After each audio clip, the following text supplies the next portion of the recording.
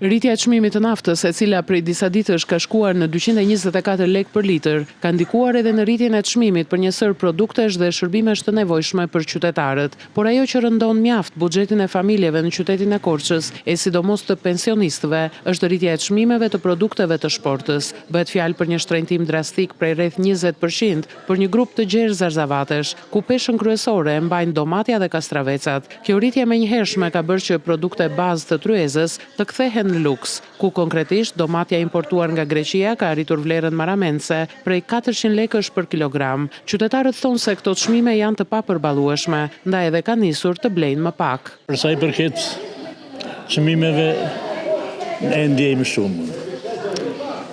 E ndjejmë shumë edhe ne si popull, domethënë tek ne përplasët. Ne jemi konsumatorët. Më kulmit janë. Sa arrim do të ne pensionistë që të marim. Domatja 4.000, sa të ve. E blini dot? Ha? Nëse ta bleme. Tëra dy vështira janë. Me pensionet që kemi. Po ka të lira, po janë që të ngritur, po çfarë të themi nëse mos po dalim paza për dite të dim se njën muaj po dalim. I siguroni ato që ju duan me këto çmime?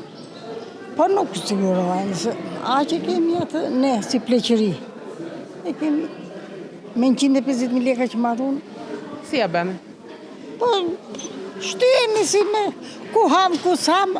Sipas qytetarëve, duhet të kryen kontrolle për të normalizuar situatën, pasi shumë herë rritjet e çmimeve janë abuzive. Të ketë një çmim tavan për të tërë, për shembull po të pyet çte për qepët, ky ka një çmim të lartë, tjetri ka më ulët. Në tregun e fruta perimeve në qytetin e Korçës ka gjithnjë më pak blerës, ndërsa tashmë duket se është duke ndikuar edhe rritja e çmimeve për produktet e shportës, por edhe për produktet e tjera.